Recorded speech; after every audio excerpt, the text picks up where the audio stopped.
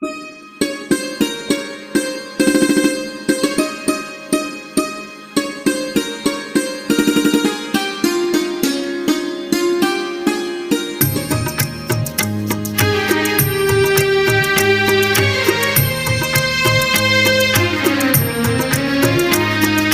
प्यार का रंग इतना गहरा कि तन मन को मेरे रंग देता।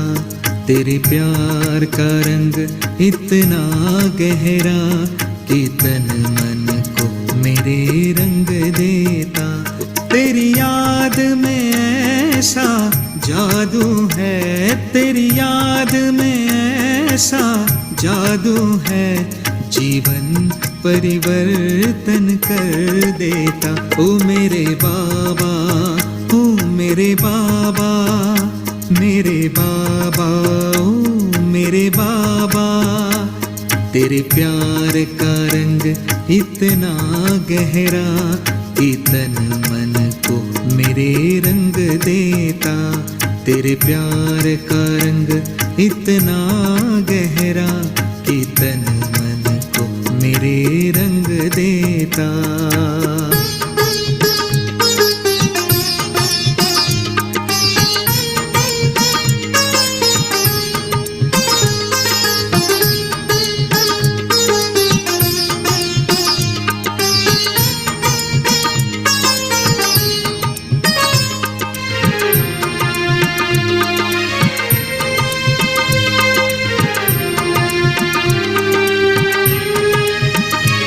ये मिलन नहीं है कुछ पल के, तेरा मेरा साथ है जन्मों का। ये मिलन नहीं है कुछ पल के, तेरा मेरा साथ है जन्मों का। हर कल्प में तुमसे मिलते हैं, किस्सा मशहूर ये संगम का। तेरे प्यार का रंग इतना गहरा कि तन मन को मेरे रंग देता। तेरे प्यार का रंग इतना गहरा कि तन मन को मेरे रंग देता। तेरी याद में ऐसा जादू है, तेरी याद में ऐसा जादू है, जीवन परिवर्तन कर देता। ओ मेरे बाबा, ओ मेरे बाबा, मेरे बाबा, ओ मेरे बाबा। तेरे प्यार का रंग इतना गहरा कि तन मन को मेरे रंग देता। तेरे प्यार का रंग इतना गहरा कि तन मन को मेरे रंग देता।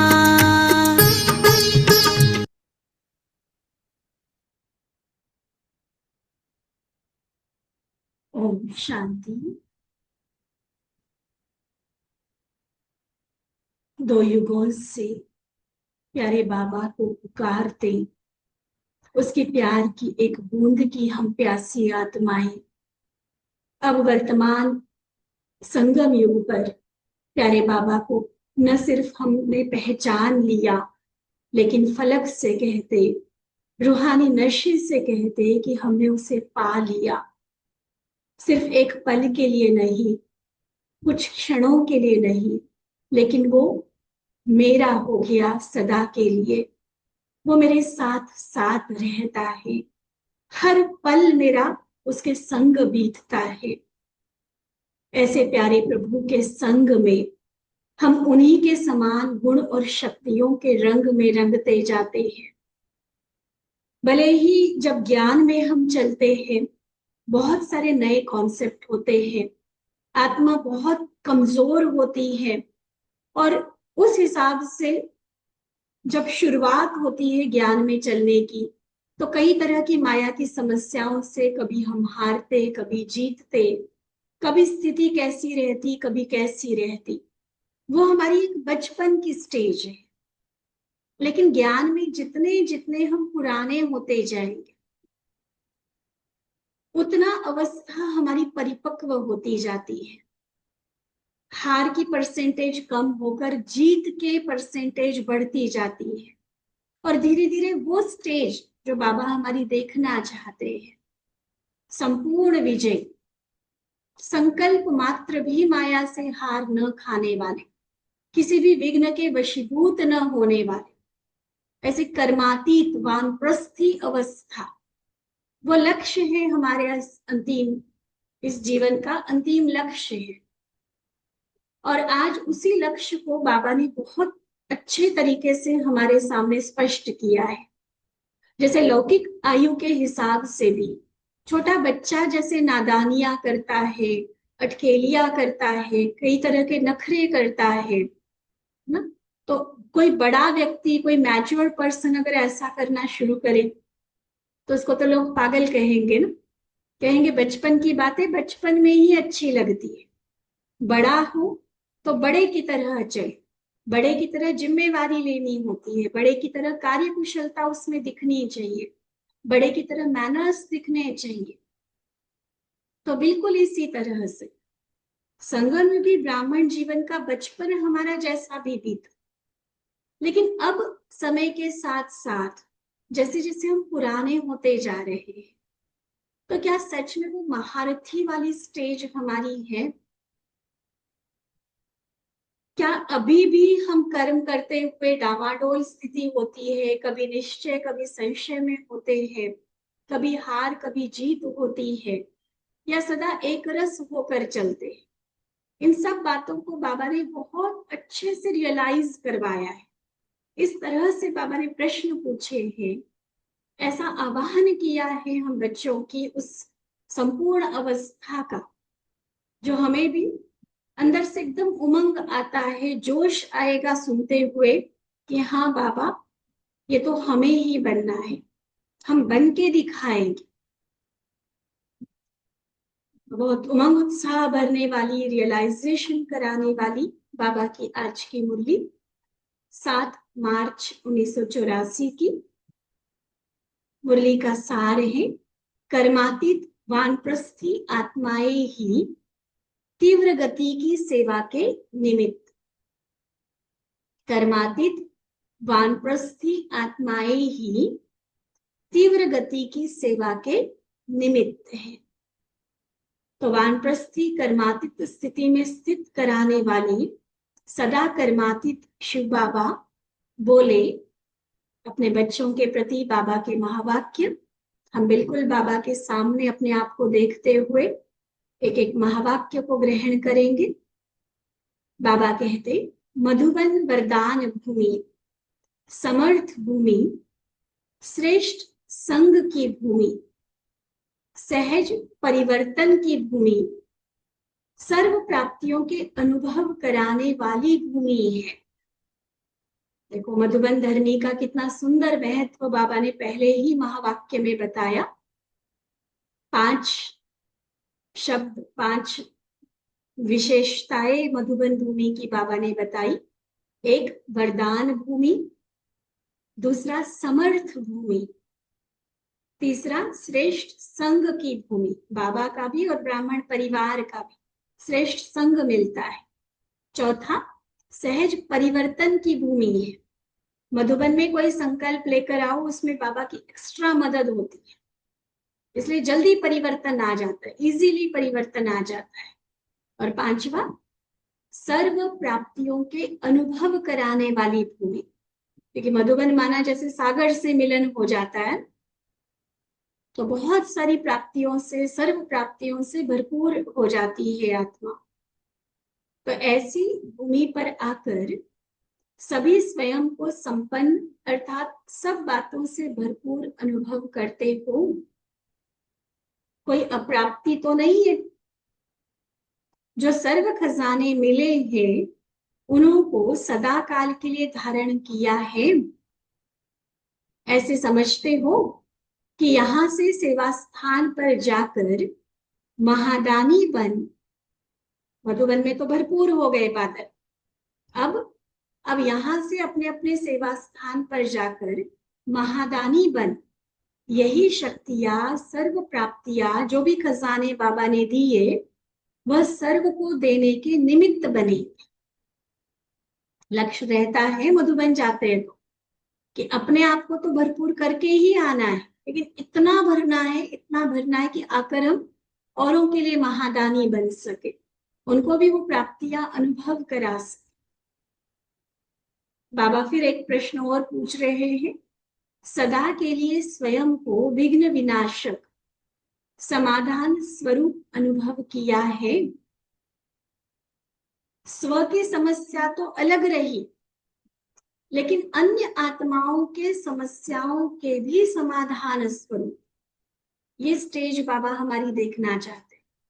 खुद की समस्याओं से उलझना ये तो बहुत दूर की बात है। बाबा कहते कि आप औरों को भी समाधान दे सो। समय के प्रमाण अब ब्राह्मण आत्माएं समस्याओं के वश हो जाए, उलझ जाए, अब इससे भी पार हो गए। वो बीते जमाने की, बीते जन्म की बात हो गई।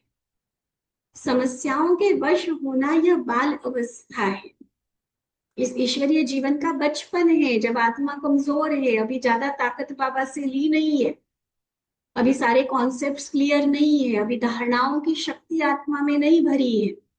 तब हो सकता है कि समस्याएं हम पर हावी हो जाए। लेकिन अब ब्राह्मण आत्माओं की बाल अवस्था का समय समाप्त हो चुका।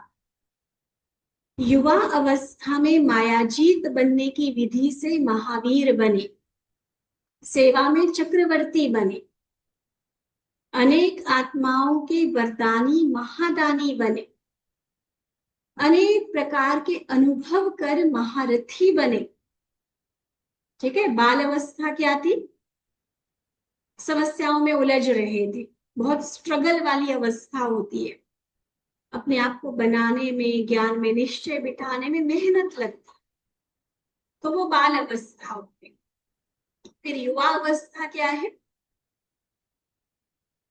जो हमने जीत पाना शुरू किया, माया जीत बने, महावीर बने, सेवा में चक्रवर्ती बने, अनेक आत्माओं के लिए वरदानी महादानी बने।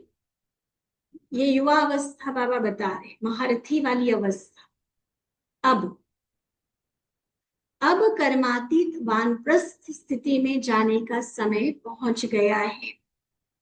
कर्मातीत वानप्रस्थ स्थिति द्वारा ही विश्व की आत्माओं को आधा कल्प के लिए कर्म बंधनों से मुक्त कराए मुक्ति में भेज सकेंगे। अब ये जो तीसरी अंतिम अवस्था, वानप्रस्थ अवस्था, कर्मातीत अवस्था, ये जब हमारी बनेगी, तब बाबा कहते ज्ञान तो हमने युवा अवस्था में देना, चाहे सेवाएं करना, ये सब कुछ हो गया। अब जो बुजुर्ग माना परिपक्व जो अवस्था है, संपूर्ण और संपन्न जो स्थिति है, ये हमारी बनेगी, तब हम बाकी आत्माओं को भी मुक्ति दिलाने के निमित्त बनेंगे। मुक्त आत्माएं ही सेकंड में मुक्ति का वर्षा बाबा से दिला सकती हैं। मेजॉरिटी आत्माएं मुक्ति की भीख मांगने के लिए आप कर्मातीत वानप्रस्थ वरदानी महादानी बच्चों के पास आएगी। डायरेक्ट बाबा को तो कैसे पा सकेंगे, लेकिन हम आत्माओं ने, जिन्होंने अपने आप को भरपूर किया बाबा से शक्ति लेकर, खजाने लेकर, तो हमारे पास वो आएंगी। बाबा कहते हैं कि बड़ी बड़ी लाइन लगेगी आपके साथ।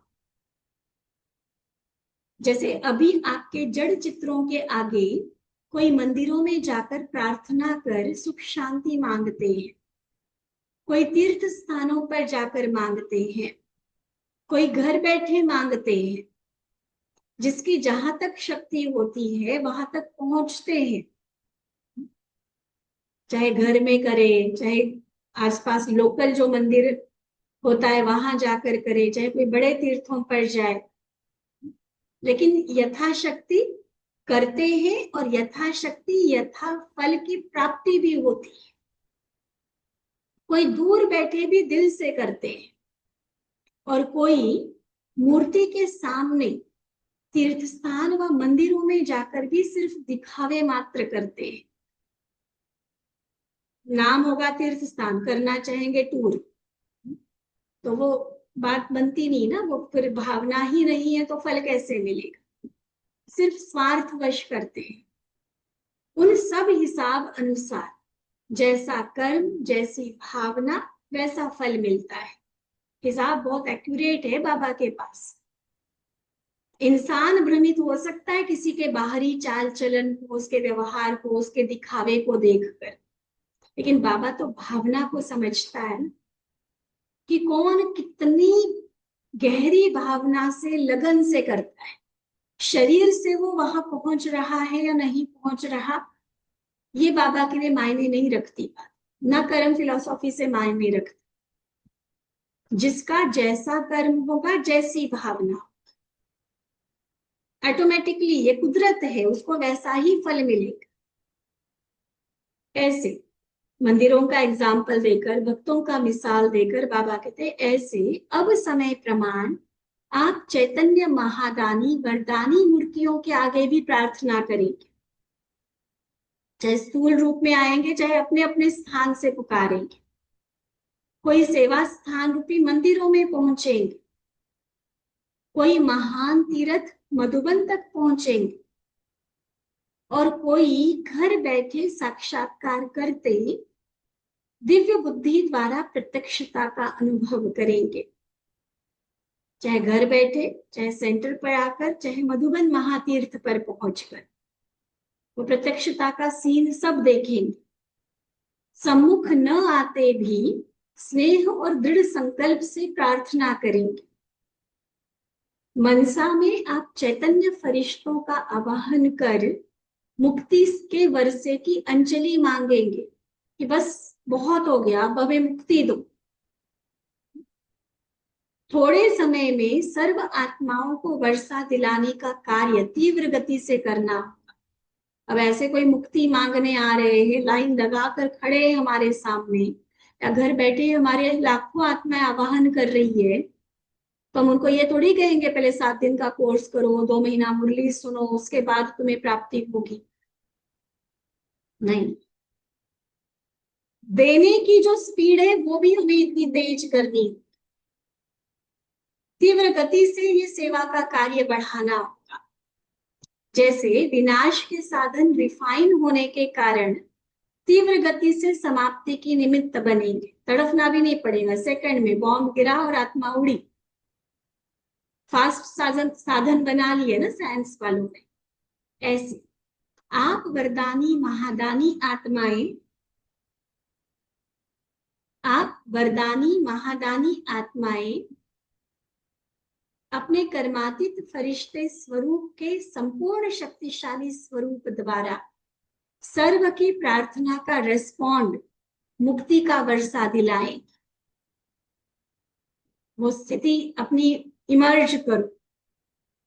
ऐसी मेरी वो अवस्था, एकदम वरदानी स्वरूप बनकर।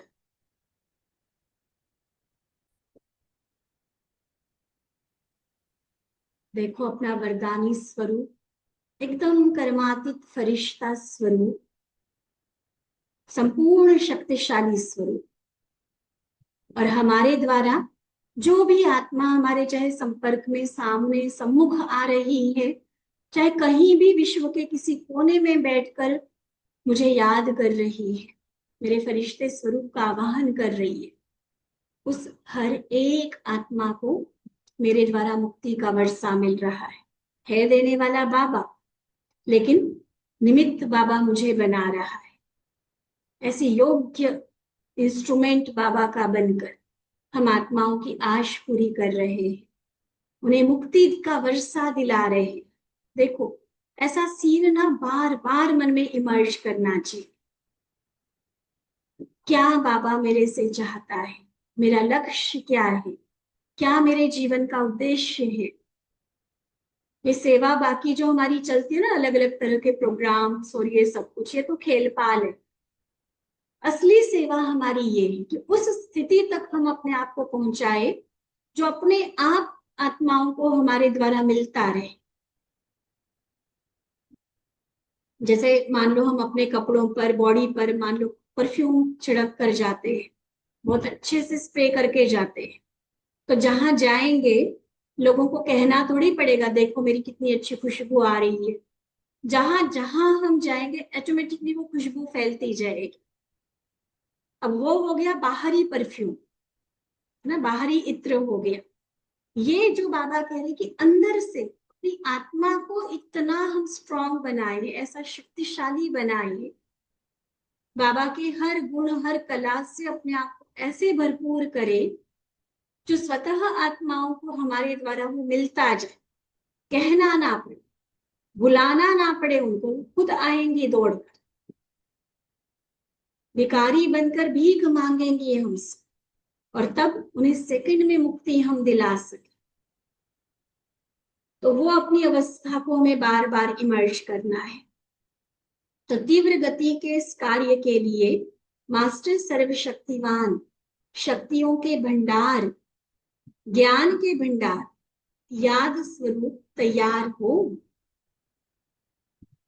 विनाश की मशीनरी और वरदानों की मशीनरी दोनों तीव्र गति के साथ साथ चलेगी।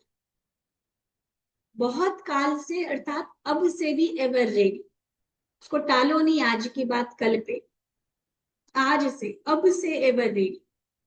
तीव्र गति वाले कर्मातीत समाधान स्वरूप सदा रहने का अभ्यास नहीं करेंगे तो तीव्र गति के समय देने वाले के बजाय देखने वाले बनना पड़ेगा। क्या प्लान है सभी का? देने वाला बनना है या देने वालों को देखने वाला बनना है? अगर देने वाला बनना है तो अभी से बहुत काल का समाधान स्वरूप बनने का अभ्यास, कर्मातीत स्थिति का अभ्यास। तीव्र पुरुषार्थी जो बहुत काल वाले होंगे वही तीव्र गति की सेवा के निमित्त बन सकेंगे। ये है वानप्रस्थ अर्थात सर्व बंधन मुक्त, न्यारे और बाबा के साथ साथ तीव्र गति के सेवा की प्यारी अवस्था। वानप्रस्थ अर्थात सर्व बंधन मुक्त, न्यारे और बाबा के साथ साथ सेवा की प्यारी अवस्था। तो अब देने वाले बनने का समय है, ना कि अब भी स्वयं के प्रति, समस्याओं के प्रति लेने वाले बनने का समय है। तो छोटा बच्चा होता है ना, वो सबकी परवरिश लेता रहता है, कहीं गिफ्ट मिल रहा है, कहीं पैसे मिल रहा है, कोई उसको संभाल रहा है, कोई खिला रहा है, कोई पिला रहा है। वो जो बचपन वाली स्टेज होती है वो लेने की स्टेज होती है, लेकिन वानप्रस्थ अवस्था देने की स्टेज है। ठीक है, इसलिए बाबा ने हमारी लौकिक आयु की अवस्थाओं को कंपेयर करके ब्राह्मण की जो संपूर्ण अवस्था है उसको बता रहे हैं कि अब समय है देने का। स्व की समस्याओं में उमंग होना, अब वह समय गया। समस्या भी एक अपनी कमजोरी की रचना है, कोई सर्कमस्टांस द्वारा आई हुई समस्या कहलाने में तो हम ये कहते हैं कि देखो वो पर्सन, वो व्यक्ति, कोई फलानी आत्मा वो मेरे लिए विघ्न रूप बन रही है, या क्या करे, परिस्थिति ऐसी है ना, प्रॉब्लम ऐसी है ना, है ना। तो हम दूसरों को जो कहते हैं ना कि उनके कारण विघ्न है, आज बाबा उसका राज भी बता रहे हैं कि ये वास्तव में अपनी कमजोरी का ही कारण है। अगर आज मेरे जीवन में कोई भी किसी भी तरह की प्रॉब्लम है, बहुत गहरे चिंतन का पॉइंट बाबा ये बता रहे हैं, किसी भी तरह की शारीरिक, मानसिक, सामाजिक संबंधों में, सेवाओं में किसी तरह की कोई प्रॉब्लम है, ये कहीं ना कहीं मेरी ही कोई ना कोई कमजोरी है जिस कारण वो समस्या पैदा हो रही है। जहां कमजोरी है वहां व्यक्ति द्वारा, सर्कमस्टांस द्वारा समस्या वार करती है। अगर कमजोरी नहीं तो समस्या का वार भी नहीं। आई हुई समस्या के बजाय समाधान रूप में अनुभवी बनाएगी। ये वानप्रस्थी की स्टेज। समस्या मान लो आ गई, लेकिन उसका समाधान उसके पास पहले से तैयार, तो समस्या कुछ बिगाड़ नहीं पाएगी। ये तो अपनी कमजोरी के उत्पन्न हुए जितनी सारी समस्याएं विघ्न है ना, आज देखो बाबा नाम क्या दे रहे, जितनी भी समस्याएं हैं, प्रॉब्लम्स है, विघ्न है, ये अपनी ही कमजोरी के द्वारा उत्पन्न हुए मिकी माउस है, कार्टून है। अभी तो सब हंस रहे हैं, जैसे बाबा ने मिकी माउस कहा, हंस पड़े होंगे सभी। लेकिन जिस समय माया आती है, समस्या आती है, तब क्या करते हो? तब याद आता है कि ये कार्टून है, खुद मिकी माउस बन जाते हैं। इससे बाबा कहते खेलो, समस्या आती है ना, कार्टून है, कार्टून का शो चल रहा है, खेल चल रहा है, उससे खेलो, समस्या को भी एंजॉय करो, न कि घबराओ। देखो इससे बड़ा माइंड मैनेजमेंट कौन सिखा सकता है? कितनी भी निगेटिव से निगेटिव, कड़े से कड़ी समस्या, क्या समझो, मिक्की माउस का खेल चल रहा है, कार्टून शो चल रहा है, एंजॉय करना सीखो हर सिचुएशन, घबराना नहीं। लेकिन यह भी बचपन के खेल है। वानप्रस्थी अवस्था क्या है? खेलना भी बचपन की अवस्था है। वानप्रस्थी न रचना करो, कमजोरी होगी तो समस्या आती है ना, तो कमजोरी ही नहीं होगी तो रचना ही नहीं होगी, तो न रचना करो न समय गवाओ। इससे परे की स्थिति वानप्रस्थ में आ जाओ, समझा? देखो समय क्या कहता, बाबा क्या कहता, क्या अब भी खिलौनों से खेलना अच्छा लगता है क्या? तो दिल की गहराई तक छू जाए बाबा के ऐसे शब्द। बाबा कहते बच्चे समय तो देखो, आत्माओं की हालत देखो क्या है, बाबा क्या इशारा दे रहा है हमें, और हम अभी भी उन्हीं समस्याओं में उलझे रहे, वही घर घर का खेल खेलते रहे, खुद ही बनाया, खुद ही तोड़ दिया। क्या ये अच्छा लगता है? जैसे कलयुग की मानव रचना भी देखो क्या बन गई है, मुरली में सुनते हो ना, बिच्छू टिंडन बन गए। संतान पैदा करते हैं सुख के लिए, और वही संतान दुख का कारण बनती है, तो बिच्छू टिंडन कहेंगे ना। तो यह कमजोर समस्याओं की रचना जो अपनी ही कमजोरी के कारण करते हैं, तो ये कमजोर समस्याओं की रचना भी बिच्छू टिंडन के समान स्वयं को काटते रहते हैं। परेशान तो होते हैं, दुखी होते हैं, कितना दर्द दिल में महसूस करते हैं, और कारण क्या? कोई दूसरा नहीं दे रहा है हमें दुख, हम खुद ही उन समस्याओं को रच रहे हैं और खुद ही दुखी हो रहे हैं। ये बिच्छू टिंडन काटते रहते, शक्तिहीन बना देते। इसलिए मधुबन भूमि पर पहुंचे हैं ना सभी, जिसका महत्व पहले ही महावाक्य में बाबा ने बताया।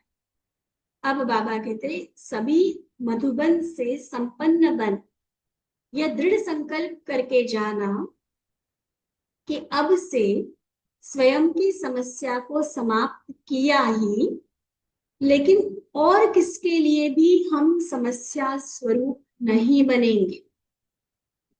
सुना, ये बहुत पक्का वायदा हमारा होना चाहिए। एक होता है कि मेरे सामने कोई समस्या है, कारण बाबा ने बता दिया मेरी कमजोरी के कारण है, तो अपनी कमजोरी को अर्थात अपनी समस्याओं का हमने समाधान कर दिया, यहां तक तो ठीक है।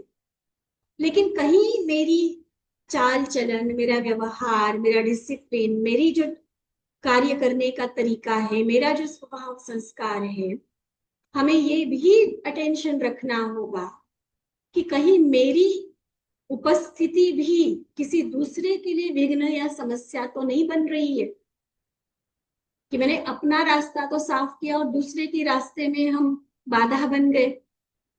नहीं, बाबा वायदा करा रहे हैं कि खुद भी अपनी समस्याओं का समाधान स्वरूप बनो, लेकिन दूसरों के किसी के लिए भी मुझे समस्या नहीं बनना है। स्व के प्रति भी और सर्व के प्रति भी सदा समाधान स्वरूप रहेंगे। समझा? देखो इतना खर्चा, इतनी मेहनत करके आते हो, तो मेहनत का फल इस दृढ़ संकल्प द्वारा सहज सदा मिलता रहेगा। जैसे मुख्य बात, पवित्रता के लिए दृढ़ संकल्प किया ना, ब्राह्मण तो तभी कहलाए कि चाहे मर जाएंगे, सहन कर लेंगे, लेकिन इस व्रत को कायम रखेंगे। और जिन्होंने ऐसे एक धक से निर्णय ले लिया ना, बाबा से वायदा कर लिया ना, वो निभा भी पाते हैं। और जो सोचते धीरे धीरे करेंगे, धीरे धीरे करेंगे, उनको तो बहुत टाइम लग जाता है, शायद वो फेल वाली ही कैटेगरी में रहते। तो जैसे बाबा कहते कि पहली सबसे मुख्य धारणा हमारी पवित्रता, उसके लिए दृढ़ संकल्प के साथ व्रत लिया, उस व्रत को निभा भी रहे हो। अगर स्वप्न में व संकल्प में भी थोड़ी सी भी हलचल होती, जरा भी हलचल होती, तो पाप समझते हो ना। तुरंत कितना अपने ऊपर हम अटेंशन देते, नहीं क्यों आया मेरे मन में ऐसा संकल्प, किसी को देखकर क्यों दृष्टि विचलित हुई मेरी, क्यों मन आकर्षित हुआ किसी व्यक्ति वस्तु पर। तुरंत अपने आप को सावधान कर लेते हैं ना, खबरदार कर लेते हैं ना, कि नहीं, सूक्ष्म पाप भी नहीं होना चाहिए मेरे से। तो पवित्रता पर कितना अटेंशन। ऐसे आज जो बाबा पक्का करा रहे हैं कि समस्या बनना व समस्या के वश हो जाना, ये भी पाप का खाता है। जैसे अपवित्रता पाप है, ऐसे मैं किसी समस्या के अधीन हो जाऊं या किसी और के लिए मैं समस्या बनूं, ये भी पाप है। पाप की परिभाषा है, पहचान है। आज निशानी बता रहे बाबा, पाप किसको कहते हैं कि जहां पाप होगा वहां बाबा याद नहीं आएगा, साथ नहीं होगा। बाबा के साथ से जो हर कार्य आसान हो जाता है, जीवन को जो हम खुशहाल बनाते हैं, अगर साथ ही नहीं है तो ये सब खत्म। पाप और बाप दिन और रात जैसे हैं, इकट्ठा नहीं होता कभी भी। या तो होगा बाप या तो होगा पाप। और आज बाबा ने पाप माना सिर्फ अपवित्रता नहीं कहा, समस्या के वश होना या किसी के लिए समस्या बनना, ये भी पाप है। और ऐसा पाप भी अगर हमसे हो रहा है तो बाबा के साथ का और उन प्राप्तियों का अनुभव नहीं हो पाएगा। दिन और रात जैसा है बाप और पाप। तो जब समस्या आती है उस समय बाबा याद आता है, किनारा हो जाता है, मन बुद्धि सारा उसी समस्या में उलझ जाती है। वैसे चाहे मुख से बाबा बाबा करते रहेंगे, लेकिन असली टोटल कॉन्शियस क्या होती है, वही समस्या ही हावी होती है दिमाग पर। फिर जब परेशान होते हो, नई सॉल्यूशन निकलता है, तब बाबा याद आता है। और वह भी भक्त के रूप में याद करेगा, अधिकारी के रूप में नहीं। मतलब शक्ति दे दो, सहारा दे दो, पार लगा दो, बाबा कहाँ बैठा है तू, क्यों नहीं सुनता है। तो ये तो भक्ति वाले बोल है ना। पहले परेशान खुद हुए, समस्या में उलझ गए, बाबा को भूल गए, और अब याद कर रहे तो कैसे, मांगने वाली याद, पुकार वाली याद। अधिकारी के रूप में, साथी के रूप में, समान बाप के रूप में याद नहीं करते। तो समझा क्या करना है, समाप्ति समारोह मनाना है ना, सारी कमजोरियां खत्म। समस्याओं का समाप्ति समारोह मनाएंगे ना, या सिर्फ डांस करेंगे।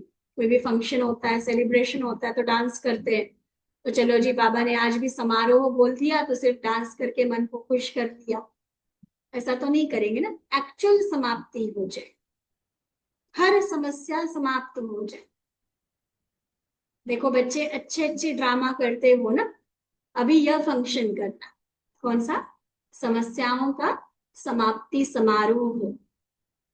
अब ये फंक्शन करना, क्योंकि अभी सेवा में समय बहुत चाहिए। वहां पुकार रहे और यहाँ हिल रहे हैं, यह तो अच्छा नहीं है ना। पुकार वालों की पुकार पूरी करनी है, तो हम अभी तक हिलते रहे तो चलेगा काम, नहीं। वह वरदानी महादानी कहकर याद कर रहे हैं, और आप इष्ट देवियों का आह्वान कर रहे हैं कि हे महादानी, हे वरदानी, आओ हमें मुक्त करो, हमें दुख दर्द से छुड़ाओ। और जिनका आह्वान हो रहा है आप मूड ऑफ में रो रहे हो तो फल कैसे देंगे?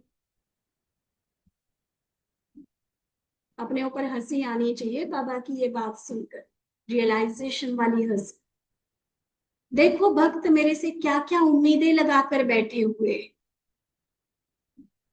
हमारे उस गीत में आता है ना, आने वाले कल की तुम तस्वीर हो, उसमें आता है नाम न लेना रोने का, रोतों को हंसाने आए हो, नहीं रूठना कभी कि तुम रूठों को मनाने आए। सोचो तो सही, बाबा ने हमें क्या बनाया, किस कार्य के निमित्त बनाया, और अब मेरी अवस्था उस अनुसार है। अब सिर्फ बाबा नहीं, भक्त पुकार रहे हैं मेरे। क्या दर्शन होगा उनको, क्या साक्षात्कार होगा कि मेरी इष्ट देवी बैठ के रो रही है, मेरा इष्ट देवता किसी से रूठ कर मूड ऑफ करके बैठा हुआ है। क्या फल दे सकेंगे उनको? हो रहा है रियलाइज अंदर से। उनके पास भी आपके गर्म आंसू पहुंच जाएंगे। बेचारों को कहा तो शीतल ठंडे छींटे डालने उनके ऊपर, और कहा हम ही मूड ऑफ होंगे, हम ही रो रहे होंगे, तो उनके पास भी गर्म आंसू पहुंच जाएंगे, वो भी घबराते रहेंगे। इसलिए अब याद रखो कि हम ब्रह्मा बाप के साथ साथ इष्ट देव पूज्य आत्माएं हैं। संसार की मेरे भक्तों की जिम्मेवारी मेरे ऊपर है, उनको फल देना है, मुझे मुक्ति का वर्षा दिलाना है। तो ये जिम्मेवारी याद रहेगी ना, फिर ये जो अलबेलेपन के कारण बचपन के जो सारे खेल चलते हैं वो समाप्त हो जाए। अच्छा, बाबा के सामने न्यूयॉर्क की पार्टी है। बाबा पूछते, सभी अपने को बाबा की विशेष आत्माएं अनुभव करते हो? सदा यही खुशी रहती है कि जैसे बाबा सदा श्रेष्ठ है, वैसे हम बच्चे भी बाप समान श्रेष्ठ है। साधारण पैरों की धूल वो तो गई बातें सर, जैसा बाबा वैसी है। इसी स्मृति से सदा हर कर्म स्वतः ही श्रेष्ठ हो जाएगा। जैसा संकल्प होगा वैसे कर्म होंगे। तो सदा स्मृति द्वारा श्रेष्ठ स्थिति में स्थित रहने वाली विशेष आत्माएं हो ना, सदा अपने श्रेष्ठ जन्म की खुशियां मनाते रहो। ऐसा श्रेष्ठ जन्म जो भगवान के बच्चे बन जाए, ऐसा सारे कल्प में नहीं होता है। 5000 वर्ष के अंदर सिर्फ इस समय संगम युग पर यह अलौकिक जन्म होता है। लोग भले कहते हैं हमारा क्रिएटर भी वही है, हमारा पालनहार भी वही है, लेकिन प्रैक्टिकल तो अब है ना। जन्म भी हमें उसी ने दिया ब्रह्मा द्वारा, पालना के भी वो निमित्त बना है। सतयुग में भी आत्माओं के परिवार में आएंगे, चलो देव आत्माएं होंगी, लेकिन अब परमात्मा संतान हूं। कितना नशा चढ़ा रहे बाबा। तो इसी विशेषता को सदा याद रख। मैं कौन हूं? सदा मैं ब्राह्मण, ऊंचे से ऊंचे धर्म, कर्म और परिवार का हूं। इसी स्मृति द्वारा हर कदम में आगे बढ़ते चलो। पुरुषार्थ की गति सदा तेज हो। उड़ती कला सदा ही माया जी और निर्बंधन बना देती है। जब बाबा को अपना बना लिया तो और रहा ही क्या। भगवान हमारी मुट्ठी में हो गया तो कुछ रहा क्या पाना। किसी और के सामने हमें आंखें झुकाने की या हाथ फैलाने की जरूरत होगी? सब कुछ मिल गया, बाबा मिला तो संसार पा लिया, दोनों जहां पा लिए। एक में ही सब समाया हुआ है। एक की याद में, एक रस स्थिति में स्थित होने से शांति शांति, शक्ति और सुख की अनुभूति होती रहेगी। जहां एक है वहां एक नंबर है ना, नंबर 1 आ जाएंगे। तो सभी नंबर 1 हो ना। एक को याद करना सहज है या बहुतों? बहुतों को याद करके रिश्ते निभा के देख लिया, एक को खुश करो दूसरा रूठ जाता है। इससे तो ये बढ़िया है ना। बस एक के साथ ही रहो, एक को ही याद करो। बाबा सिर्फ यही अभ्यास कराते हैं और कुछ नहीं। 10 चीजें उठाना सहज है या एक चीज उठाना सहज है, तो बुद्धि द्वारा एक की याद धारण करना बहुत सहज है। लक्ष्य सबका बहुत अच्छा है, लक्ष्य अच्छा है तो लक्षण अच्छे होते ही जाएंगे। ठीक है, ये लास्ट जैसे बाबा ने वरदान दे दिया। अच्छा, ऐसे सदा बहुत काल के तीव्र पुरुषार्थी, तीव्र गति की सेवा के एवर रेडी बच्चों को सदा विश्व परिवर्तन सो समस्या परिवर्तक समाधान स्वरूप बच्चों, सदा रहमदिल बन भक्त आत्माओं और ब्राह्मण आत्माओं के स्नेही सहयोगी रहने वाली श्रेष्ठ आत्माएं, सदा समस्याओं से परे रहने वाली कर्मातीत वानप्रस्थ स्थिति में स्थित रहने वाले संपन्न स्वरूप बच्चों को बाप दादा का याद, प्यार और नमस्ते। हम रूहानी बच्चों की रूहानी बाप दादा को दिल व जान, सिक व प्रेम से नमस्ते नमस्ते नमस्ते जी। अच्छा, ओम शांति।